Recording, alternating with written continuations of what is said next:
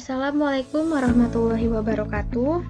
Perkenalkan, saya Fira Hamidah Suhada dari Latsar Jabar Angkatan 19, Kelompok 3 NDH 41. Asal instansi dari Dinas Bina Marga dan Penataan Ruang Provinsi Jawa Barat, penempatan di UPTD Pengelolaan Jalan dan Jembatan Wilayah Pelayanan 6 Cirebon sebagai penata kelola jalan dan jembatan ahli pertama. Pada kesempatan kali ini, izinkan saya untuk bermonolog membahas terkait instansi tempat saya bekerja, tugas dan fungsi saya terhadap melayani masyarakat, serta implementasi Smart ASN. Selamat menyaksikan. UPTD Pengelolaan Jalan dan Jembatan Wilayah Pelayanan 6 Cirebon, Dinas Bina Marga dan Penataan Ruang Provinsi Jawa Barat. DBMPR tersusun atas dua ranah bidang pekerjaan, yaitu kebinamargaan dan penataan ruang. Keduanya saling berkaitan, di mana Bina Marga bergerak di bidang pembangunan, pemeliharaan, dan peningkatan jalan serta jembatan. Sedangkan penataan ruang yang akan mengatur, membina, melaksanakan, dan mengawasi jalannya perencanaan, pemanfaatan, serta pengendalian pemanfaatan ruang. DBMPR sendiri memiliki portal web yang dapat diakses untuk publik, yaitu Teman Jabar sebagai sistem informasi kebinamargaan elektronik, dan juga Wargi Jabar sebagai sistem informasi dan komunikasi penataan ruang Provinsi Jawa Barat. Dalam melayani infrastruktur jalan dan jembatan, DBMPR memiliki suatu organisasi pelaksana teknis, yaitu Unit Pelaksana Teknis Daerah atau UPTD, dan salah satunya adalah UPTD 6 yang melayani infrastruktur jalan dan jembatan di wilayah Provinsi Jawa Barat bagian timur, seperti Cirebon, Majalengka, dan Indramayu. Adapun tugas pokok dari UPTD 6 yaitu menyelenggarakan kegiatan teknis operasional dan atau kegiatan teknis penunjang tertentu bidang pengelolaan jalan dan jembatan wilayah 6 meliputi pembangunan dan pemeliharaan. Hal ini tercantum dalam pasal 28 ayat 1 Pergub 72 tahun 2017. Dalam menyelenggarakan tugas pokoknya, UPTD 6 juga memiliki fungsi. Yang pertama, penyelenggaraan pengkajian bahan kebijakan teknis pengelolaan jalan dan jembatan wilayah 6. Yang kedua, penyelenggaraan jalan dan jembatan wilayah 6 meliputi pembangunan dan pemeliharaan. Yang ketiga, penyelenggaraan evaluasi dan pelaporan UPTD pengelolaan jalan dan jembatan wilayah pelayanan 6. Dan yang terakhir, penyelenggaraan fungsi lain sesuai dengan tugas pokok dan fungsinya. Hal ini tercantum dalam pasal 28 Pergub nomor 72 tahun 2017.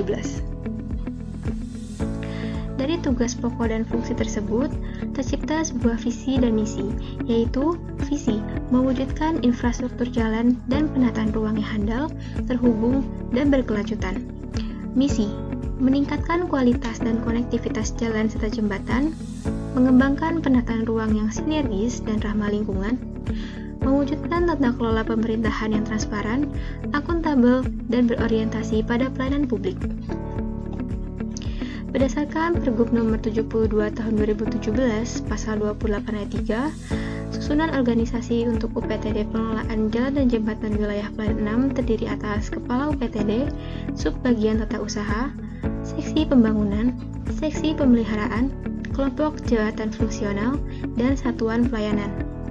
Tetapi untuk saat ini, seksi pembangunan dan pemeliharaan sudah tidak termasuk ke dalam struktural organisasi dan hanya digantikan oleh ketua tim atau biasa disebut dengan subkoordinator.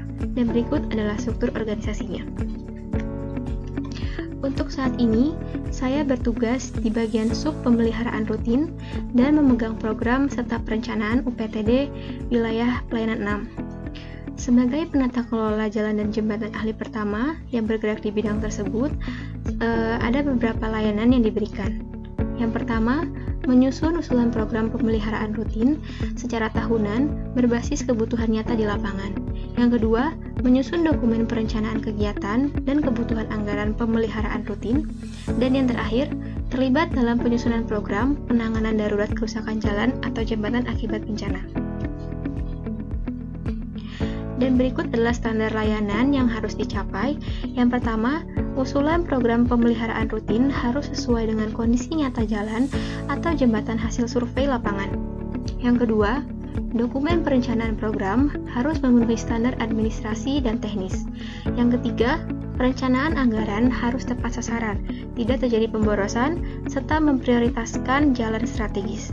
Dan yang terakhir, program yang disusun harus benar-benar menjawab kebutuhan masyarakat dari segi kelancaran lalu lintas, keselamatan, dan kenyamanan. Dan berikut adalah keterkaitan tugas yang saya lakukan terhadap tujuan UPTD. Yang pertama, perencanaan program, di mana ini akan sangat berkaitan dengan dasar pembangunan infrastruktur.